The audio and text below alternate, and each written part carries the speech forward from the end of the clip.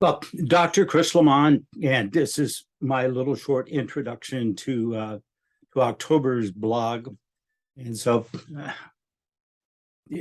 we're starting to kind of wrap up. Our original goal for this year was to be able to expand some range out. When we get into uncertain times or big changes that's occurring, climate change, all those kind of things, the things that we secure into long term, right? When those start to change, it gets really very confusing. It's different than when you change a job or change a relationship or just come out of being sick. That's totally different state of change. That's a personal state of change. But when a whole package, everybody around you, and in this particular case, is pretty much global, effect is pronounced everywhere, right? And so it's a very different state of change. When that starts to occur, we need a bigger range because the information we had no longer supplies us with ability to make decisions. They give you a quick example. You go to a certain restaurant that you like because, I don't know, maybe they have some particular dish that you're really quite fond of. So you go there on a regular basis, maybe once a month, but nonetheless, you go there. And all of a sudden, you go there one night and you find, oh my goodness, there's a new owner and the whole menu is different. So you're both frustrated and that you can't get what you always got. But then you look at the menu and you go, well, that's kind of interesting. Now you have to kind of look it over and start to make some evaluation, maybe ask some questions. And maybe you're going to all of a sudden find something that's like amazing, better than what you've ever believed possible before. Or maybe you're going to find it's like, well, what a disappointment. And it comes off your radar list for places to go. All those things require you to sample it and take a bigger range, right? Um, I know this summer we went on a little trip to a place that's normally a Christmas target place. I can't imagine going someplace with thousands of people and wait in line when I can go off season and get the same thing and probably at a better price. But we do miss the celebration of the holidays for whatever that's worth. Um, and so I'm really looking at this year. If I was going to go out of the country come December, and if I'm actually wind up staying around here, I might go catch some of our local Christmas establishments. This one place is a little German city that kind of plays out on holiday. We got actually a couple. We got one in Washington, one in Oregon. I know there's a lot of them over the United States, but I'm just saying, because of the fact that everything is a little uncertain, yes, they open up a lot of things for travel, but then immediately all of a sudden it's hard to get bookings. And it's like it all of a sudden went from nothing to this massive stream of confusion. And that's the whole thing. In uncertain times, things are just a little crazy. So all year, if you've been following along with this, we've read books on any topic to expand range out so you have some information. Sometimes the information is relative, right? I'm putting in a little different water system filtration in my house, so I had to do a little research. So I've done an extensive piece of data on that. Okay, that was kind of useful. But then there were other books that were totally useless that I just read because it was like it showed up. I looked at it and said, hey, maybe I just like the cover. I don't know. I got it. I read it. I go, well, that's interesting. It's somewhere in my library. I've got a few books that I read and I thought, wow, this is really good. I know someone that probably would get more out of this than me, and I just sent it to them. It's like, so that's an interesting piece. I just bounced off different ideas to get you a little diversity, to give you examples. Next year, we'll do something different. Last year, we ramped up and discussed two systems of play. Obviously, we're all part of a logical system. Our brain works, our language, everything works in a logical system. But I really think all that creative stuff that's not logical comes in. So, this idea of duality or two systems has been back and forth from philosophers from day one. They battered it back and forth, trying to think two ways. Probably a big percentage of the world wants it to be all of a sudden, it's like, oh, it's all in your brain. Well, in the logical world, I'm sorry, it all has to have a matrix in the logical form for it to come in. So yes, they're absolutely correct. It's all in your brain.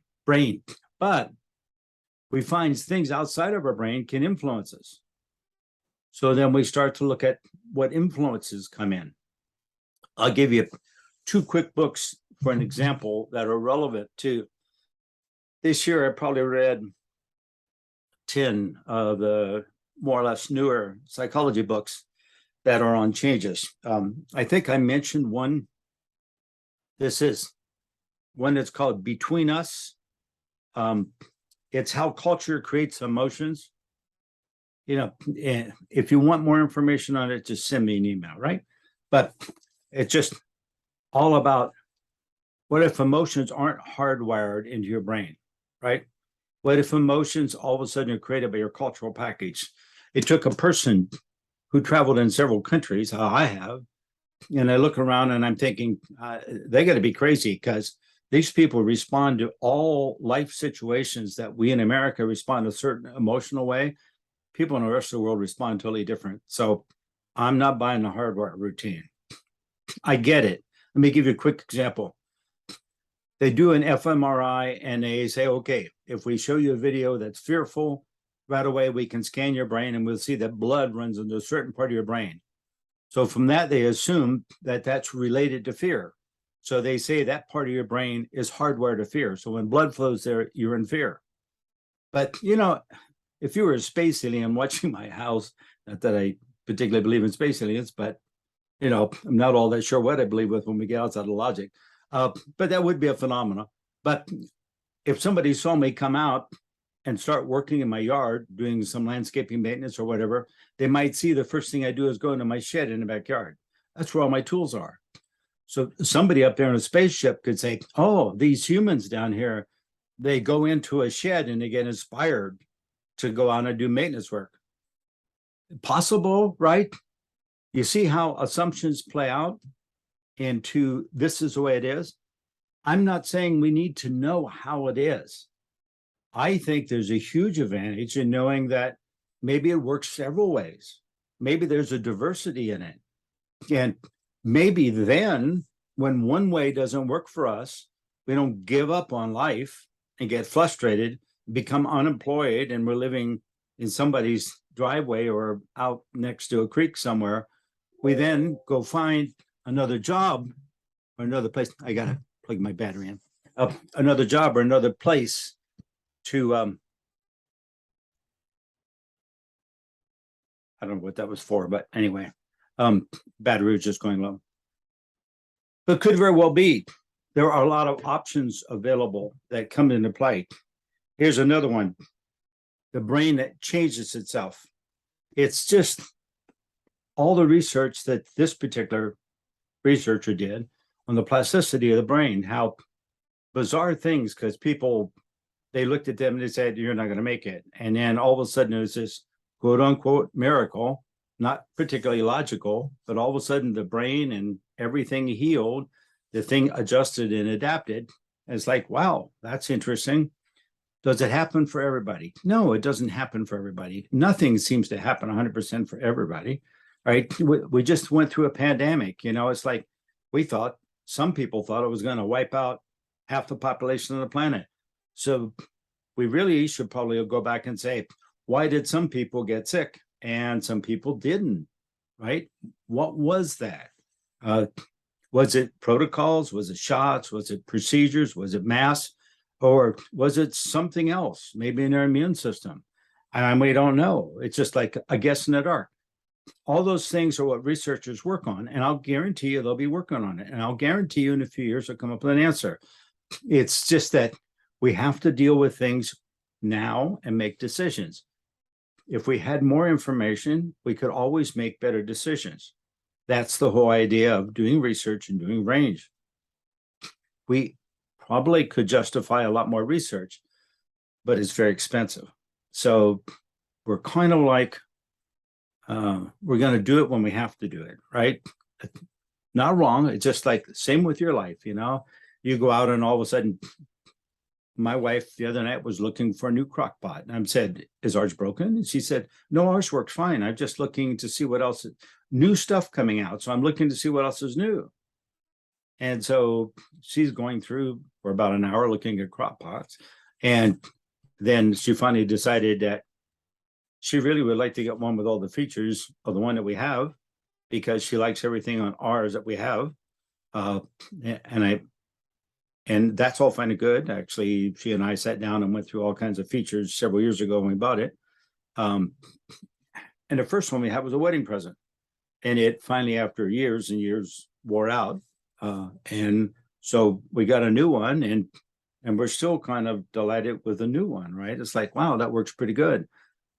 I don't see any of the new ideas actually have any innovation in them. They look different. Structure's different. Buttons are shinier, more technology. Now you can turn it on and off with your phone, but since I don't carry a phone, it's kind of pointless. I like the old where you plug it in and press a button. It's to me, it's still a big improvement of building a fire with some wood and cooking it in a pot over a fire. I remember doing that. So you start to see, I don't have a problem with change, but all of a sudden, I'm not inspired to go out and buy, I don't need one, but I'm not inspired to go out and buy a new crock pot just because of the fact that new ideas are out. There are some new stuff coming out onto the market that's very innovative down through the last couple of years, but not as much as I would have thought.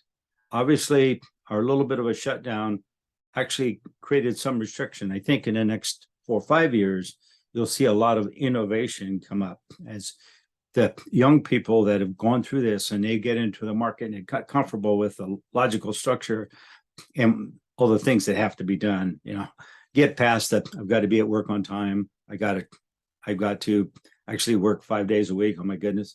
Et cetera, et cetera, et cetera. I've got to figure out transportation. I got to get there. When they get all the stuff that, we learned to handle back when we were their age, get out of the way, I think you'll start to see them come up with innovative ideas. And so they most certainly seem to be geared up for it. So it's just kind of fun to start to look at that. This, like I said, next year, come December, I'll start talking about that. And I think next year we have to kind of swing back to the phenomena side of it. In other words, we have worked on range. We've expanded everything we can. And so we'll start doing a flip. And I think between the two different systems, we have to kind of dance back and forth on a regular basis. I might do it within a month, spend some time in one place and some time looking at innovative pieces and some time just getting the structure down. But I think that as a learning curve, being able to do it for a whole year builds a little bit of discipline and a better relationship with it. And so that's kind of what we're geared to do. So if you have any questions whatsoever, why go ahead and contact Chris at wizardscatch.com. That's Chris with 2 S's, and wizardscatch.com is WIZARDSCACHE, and send your questions to me. I'll either answer them in a blog somewhere on the Wizards Catch channel. There's lots of answers to questions up there. And so I don't necessarily go through and update things. Sometimes I have a particular question and I answer it kind of in a broad scope because I figure I get 1 or 2 questions. There's a lot more out there. And then someone will come out with a more specific question, and then I'll come in and kind of target down. So I did have a few people saying, why do you have 2 blogs on the same topic over the last year? And that's why, right? So some people actually see the first one and said, oh, okay, that didn't quite answer my question. And then we have to go a little more into it or a little different direction into it. So I'm up for the grabs. I'm just sitting here. It used to be that I was running all over the United States doing lectures, and then COVID came and now I'm talking to this machine. So I'd be more than delighted to have a topic from you and be able to see what your concerns are and where you're going. And especially as the next year materializes, I'm hoping to do some travel next year, but most certainly within the next couple of years, I'm most certainly open to do some informal chats or meet with your groups or whatever you would like. Go ahead and communicate that to me also. So thank you very much. Enjoy the October blog. And I'm in the midst of writing November blog. I always like to start it And then somewhere in a month, I'll kind of go through it and decide what I needed to update from the thoughts just 20, 30 days earlier. So thank you very much. And we'll be talking to you whenever. All right. Thank you.